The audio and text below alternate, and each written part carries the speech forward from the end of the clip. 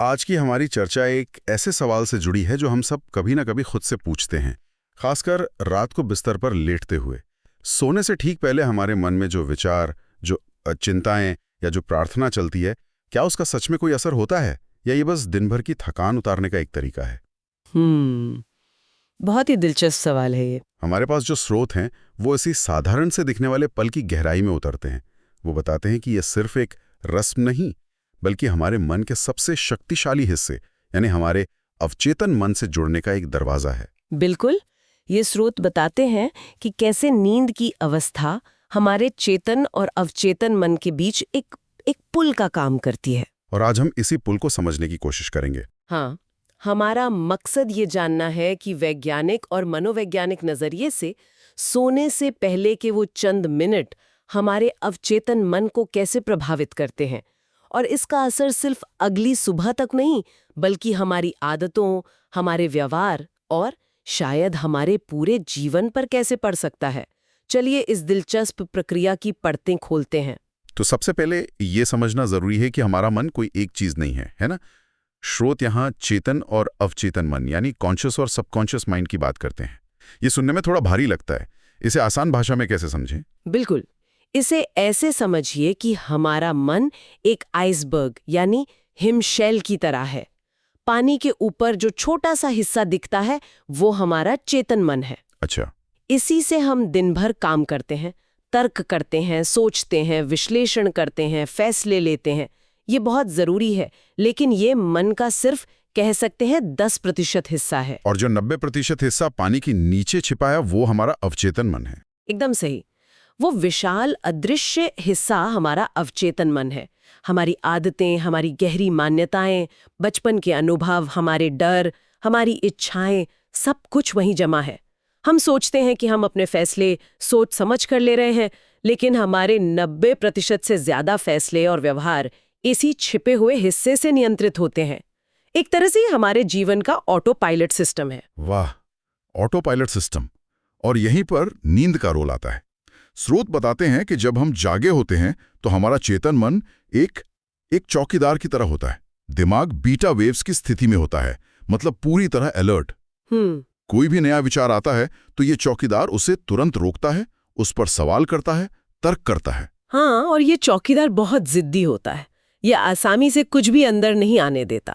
लेकिन जैसे ही हम सोने की तैयारी करते हैं, दिन भर की दौड़ भाग शांत होती है, तो हमारे मस्तिष्क की तरंगे धीमी होने लगती हैं। अच्छा, जैसी अवस्था है। Okay, relaxed state. हाँ, फिर हम और गहरे जाते हैं थीटा अवस्था में।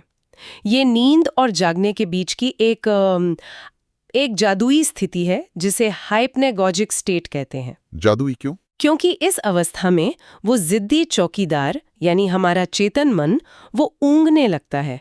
उसकी पकड़ ढीली पड़ जाती है। तर्क और संदेह की दीवारें कमजोर हो जाती हैं, और ठीक इसी पल में हमारे अवचेतन मन का दरवाजा पूरी तरह खुल जाता है। अच्छा। स्रोत में इसकी तुलना गीली मिट्टी से की गई है। दिन के समय हमारा मन पकी हुई मिट्टी के घड़े जैसा सख्त होता है, जिस पर कुछ नया बनाना मुश्किल है। लेकिन इस हाइप्नेगॉजिक स्टेट में वो गीली मिट्टी जैसा नरम हो जाता है, जिस पर आप कोई भी निशान आसानी से और स्थायी रूप से बना सकते हैं। वाह, मतलब ये वो समय है जब हम अपने ऑटो पायलट सिस्टम को नए निर्देश दे सकते हैं। तो फिर प्रार्थना या सकारात्मक विचार इस गीली मिट्टी पर अंकित कैसे होते हैं? क्या बस कुछ शब्द दोहराना काफी है, जैसे मैं खुश हूं, मैं शांत हूं? ये एक बहुत जरूरी बात है। अवचेतन मन शब्दों की भाषा नहीं समझता। अच्छा। वो भावनाओं की भाषा समझता है। आप दिन भर शीशे के सामने खड़े होकर दोहराते रहें कि मैं आत्मविश्वासी हूं, लेकिन अगर अंदर से आप डरा हुआ और असुरक्षित महसूस कर रहे हैं, तो अवचेतन मन आपकी भावना को ही पकड़ेगा, आपके शब्दों को नहीं। तो मतलब असली चीज भावना है, शब्द नहीं? बिल्कुल। जब कोई व्यक्ति सोने से पहले सच्ची श्रद्धा, विश्वास और गहरी भावना के साथ प्रार्थना करता है या किसी अच्छी बात को महसूस करता है, तो वो अपने भीतर एक खास तरह का भावनात्मक कंपन पैदा करता है। अवचेतन मन इसी कंपन को एक सच्चाई के रूप में स्वीकार कर लेता है। इसीलिए मशीनी ढंग से की गई प्रार्थना की तुलना में दिल से महसूस की गई कृतज्ञता या शांति की एक छोटी सी भावना भी ज्यादा असरदार होती है। ये तो काफी हद तक सम्मोहन यानी हिप्नोसिस के सिद्धांत जैसा लगता है। वहां भी तो सुझावों को सीधे अवचेतन मन में डाला जाता है। हाँ, प्रक्रिया काफी मिलती जुलती है। लेकिन सम्मोहन में तो कोई दूसरा व्यक्ति निर्देश देता है, यहाँ तो हम खुद को ही निर्देश दे रहे हैं। क्या ये उतना ही असरदार हो सकता है? आपका सवाल बहुत अच्छा है। हाँ, ये प्रक्रिया काफी मिलती जुलती है और इसे आत्मसम्मोहन या ऑटो सजेशन भी कहा जा सकता है। और ये बहुत असरदार हो सकता है क्योंकि आप खुद पर किसी बाहरी व्यक्ति से ज्यादा भरोसा करते हैं ना। स्रोत ये भी बताते हैं कि जब हम सोने से पहले सिर्फ उन चीजों के लिए कृतज्ञता की भावना महसूस करते हैं जो हमारे पास हैं, तो अवचेतन को पूर्णता और संतोष का संदेश मिलता है। और इसका असर सिर्फ मानसिक होता है या शारीरिक भी? इसका सीधा असर हमारे शरीर पर पड़ता है। और ये सिर्फ एहसास की बात नहीं है।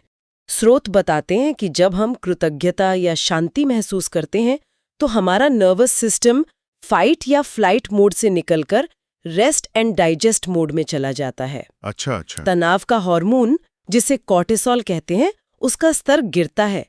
इससे शरीर को सचमुच में मरम्मत का मौका मिलता है। तो ये प्रार्थना सिर्फ मन को नहीं बल्कि शरीर को भी ठीक कर रही है। आपकी नींद की गुणवत्ता बेहतर होती है और आप सुबह ज्यादा तरोताजा महसूस करते हैं।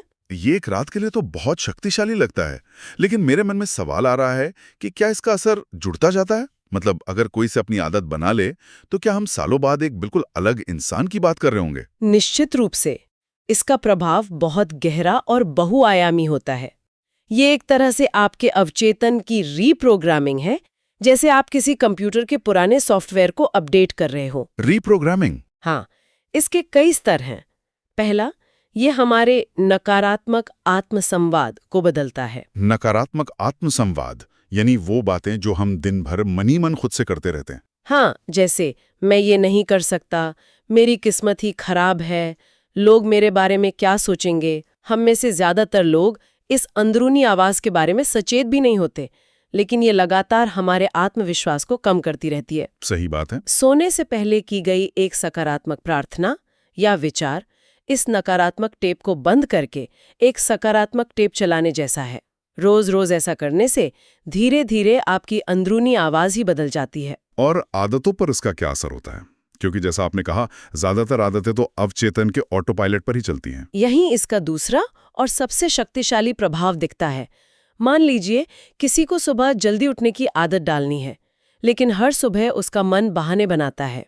ये तो बहुतों के साथ होता है। हाँ, वो जबरदस्ती उठने की कोशिश करता है, इच्छा शक्ति का इस्तेमाल करता है, पर कुछ दिनों में हार मान लेता है। स्रोत बताते हैं कि बजाय इसके, अगर वो व्यक्ति हर रात सोने से पहले ये महसूस करे कि वो अगली सुबह खुशी खुशी और ताजगी के साथ सही समय पर उठ गया है और उस एहसास को जिए, तो वो सीधे अपने ऑटो पायलट को नया निर्देश दे रहा है। अच्छा। कुछ समय बाद सुबह उठना एक संघर्ष नहीं बल्कि एक स्वाभाविक प्रक्रिया बन जाती है। बदलाव अंदर से आता है, बाहर से जबरदस्ती नहीं करनी पड़ती। लेकिन क्या ये थोड़ा ज्यादा आसान नहीं लगता? क्या सिर्फ सोने से पहले सोचने भर से सालों पुरानी आदतें या हमारा पूरा व्यक्तित्व बदल सकता है?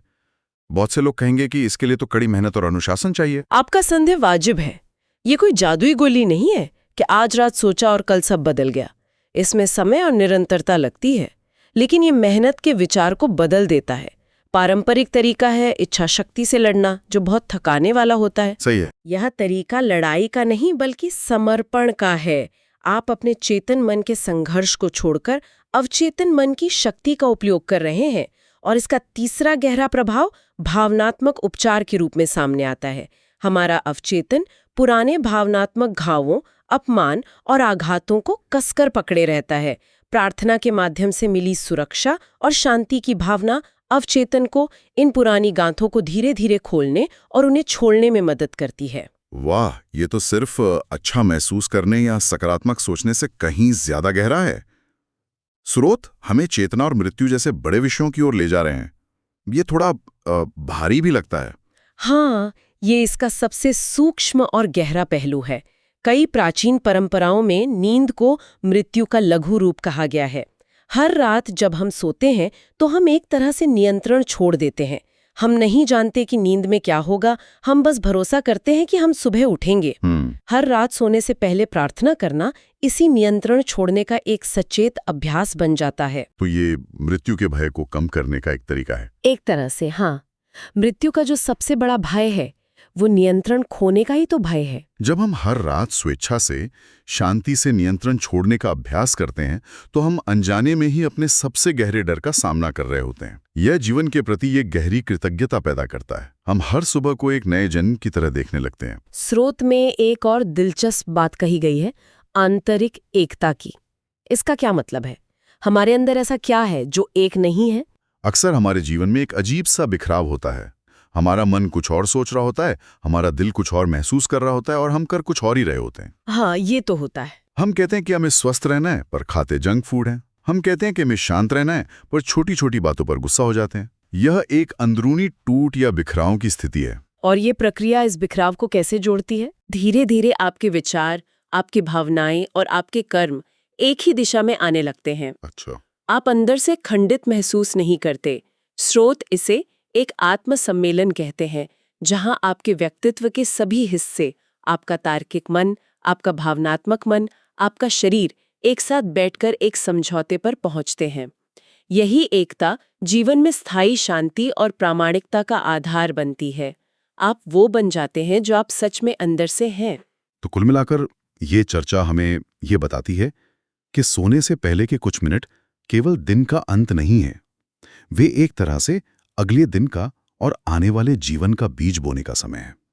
यह आत्मनिर्माण के सबसे शक्तिशाली क्षणों में से एक हो सकता है, जिसे हम अक्सर नजरअंदाज कर देते हैं। बिल्कुल।